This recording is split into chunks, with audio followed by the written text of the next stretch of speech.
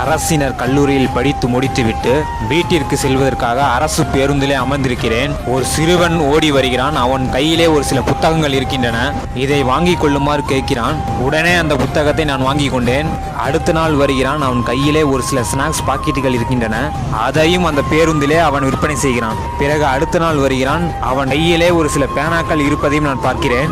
அதையும் விற்பனை செய்து கொண்டிருக்கிறான். அதையும் நான் வாங்கி கொண்டேன். சிறுவன் காலையில் வருவதில்லை, மாலையில் மட்டும்தான் இது போன்ற வேலைகளை செய்து கொண்டிருக்கிறான். 4வது நாள் வரும்போது அவனிடம் நான் என்ன கேட்டேன் என்பது உங்களுக்கு தெரியுமா? உன்னை யாராவது மிரட்டி இது போன்ற பொருட்களை விற்பனை செய்ய சொல்கிறார்களா என்று நான் கேட்டபோது அவன் கூறிய பதில் என்னவாக இருக்கும் என்பது உங்களுக்கு தெரியுமா?